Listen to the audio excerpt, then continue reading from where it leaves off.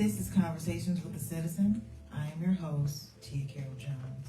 I'm here today with Alderman Pat Dowell, candidate for the 1st Congressional District. Welcome to the show. Thank you so much, Tia.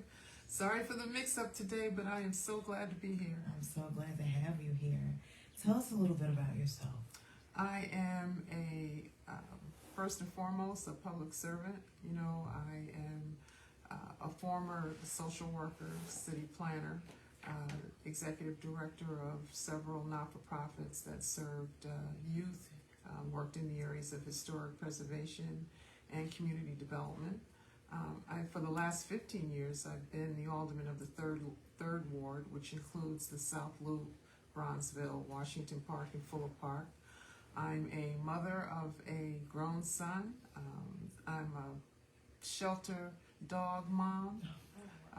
I love to travel, and I'm a former college basketball player. Okay. Great. Why did you want to run for the 1st Congressional District? For the last 15 years, I have been focused on just moving a marginalized set of communities forward. Okay. Communities that have suffered disinvestment, and to move them towards being more thriving communities. And I've done that. I look at the track record. I have a track record, a body of work that proves up my commitment to those communities. We have built new affordable and market rate housing.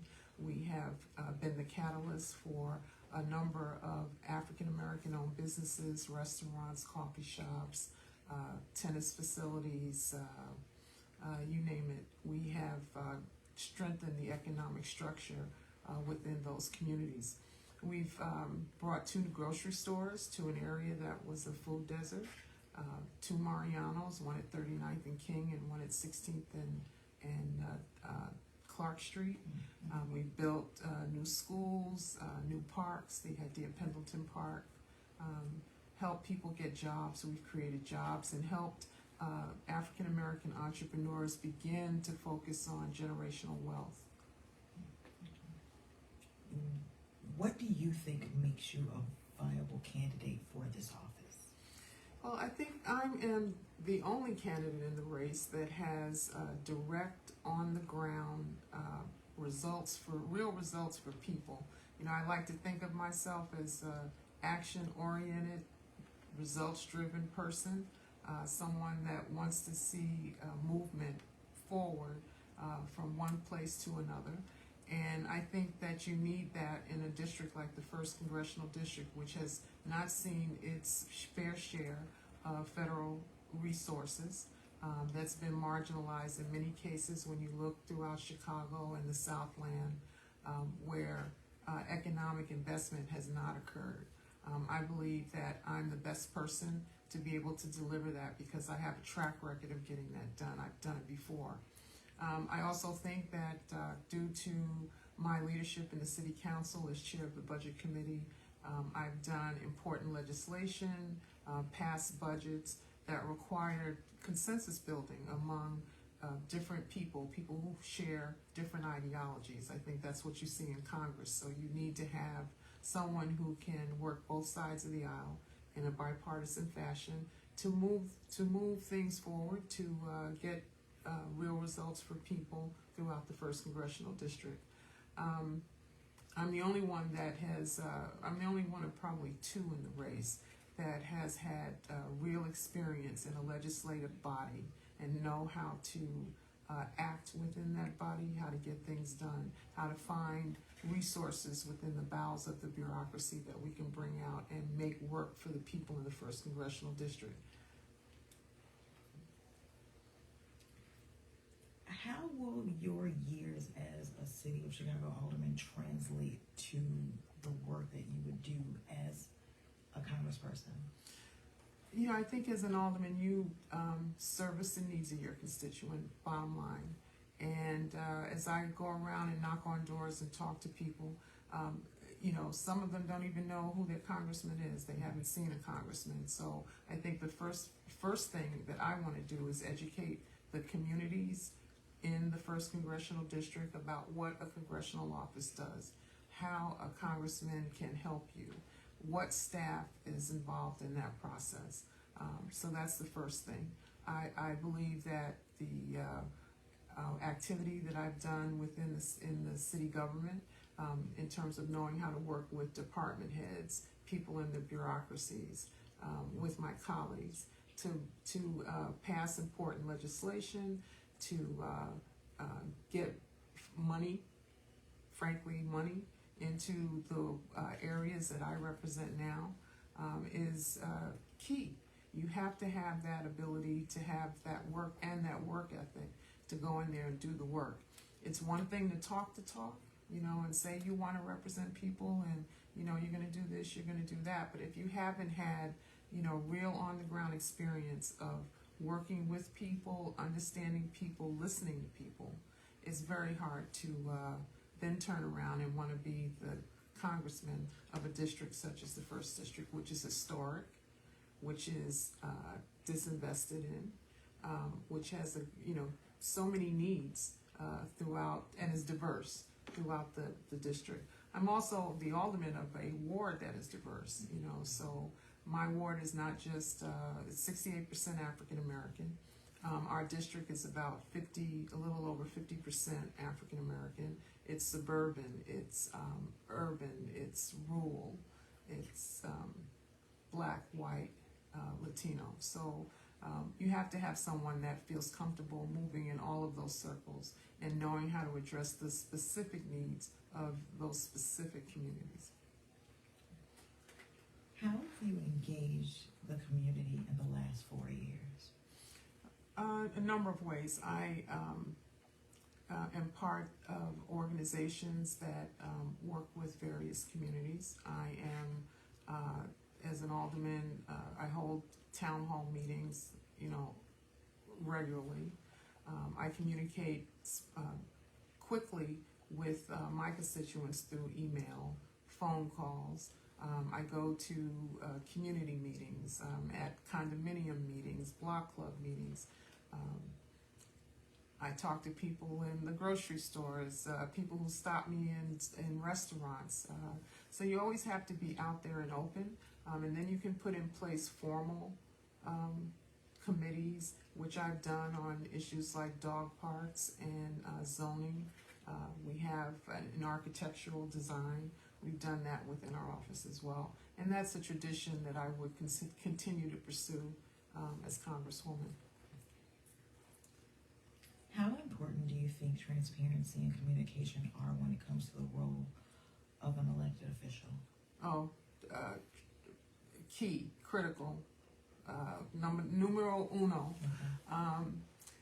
I am a member of the Committee on Ethics and have worked very hard and have been one of the sponsors of a lot of ethics ordinances within the City Council.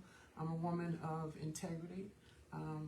My career has never been besmirched, and I want my constituents to know about how I make decisions. I don't make decisions without having input from my community. And we'll continue that tradition and practice when elected. I guess I want to add to that, I file timely economic disclosure statements. I file timely ethics statements with both the federal government, the city government, and the county government.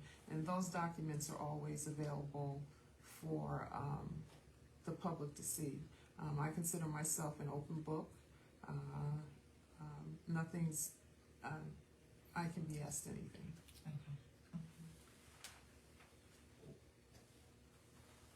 Okay. In doing these podcasts with the candidates, we've heard a lot of them say that the 1st Congressional District suffers from disinvestment. How would you ensure that the 1st Congressional District gets the resources that they deserve? First and foremost, I want to see how the 1st District compares to other districts within the state of Illinois in terms of bringing back resources, right? What agencies, what departments have made specific commitments to the first congressional district? That's first thing. You need to have the information about what's currently happening before you can decide how to move forward. But clearly, I know from being in city government, we need more money in terms of community development block grants, money from the Department of Housing and Urban Development. We could use some more assistance from the Department of Justice, for example. So I see my role as making sure that we get access to all of those dollars, infrastructure improvement dollars, and we have to make the case for that. That requires work. It just doesn't happen by accident, or because you say you want to make these changes, right? In order to make those changes, you have to be deliberate in your approach so that those resources begin to flow. So I see my office being ready on day one to do that kind of work. I do it now. What was the rest of that question to you? How would you ensure that the first congressional district gets the resources they deserve? Okay, so that's like one part of it. I think the second part is being able to craft legislation that has a benefit and impact, a positive impact on the first congressional district. One idea I have, for example, is to, and I've received this from talking to some people in the community in the district, about the need to support returning citizens more, and how if we could pass a law at the federal government which would require states, cities, municipalities who receive construction money, that they are required to hire returning citizens. Now it's more of a best faith effort. This needs to be mandated, and this is something I would like to champion at the federal level. Great. What do you think sets you apart from the other candidates? I am a real public servant. I'm not in it, and I've demonstrated that over the course of my entire professional life. I have not sought to enrich myself.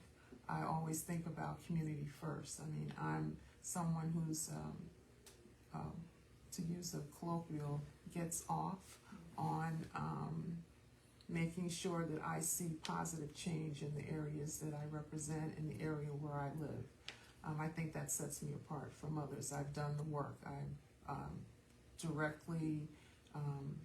I've directly impacted the lives of thousands of people, and would like to do that at a larger level at the first congressional district. I think the other thing that sets me apart is that I have the experience and have demonstrated the expertise to deliver on the promises that I'm making, to deliver on the things that people are telling me at the door. I'm also a person who believes in a higher power, and so I know that the work that I do here on earth is really directed by a higher power, and I take that with me every day. Okay. Where can people go to find out more about you and your campaign? Well, I usually say you can Google me, just Google my name, but for those who want to go straight, you can, about this campaign, you can look up www.illinoisfordowell.com. That's Illinois, FORDOWELL.com. Or stop by my campaign office, which is at 111th and Longwood. Okay. Where can, before we wrap up, is there anything else you'd like our audience to know? Well, I want your audience to know that the 1st Congressional District is a historic African American district for over 100 years. It's always been represented by some really important and powerful African American men. And I believe it's time for a woman to have an opportunity to serve in that seat. I'm ready on day one to take that seat and to uphold the traditions and values and importance of a traditionally African American district. Thank you so much. Thank you, Tia. I appreciate it. Remember to make plans to join us again next week for Conversations with the Citizen. The place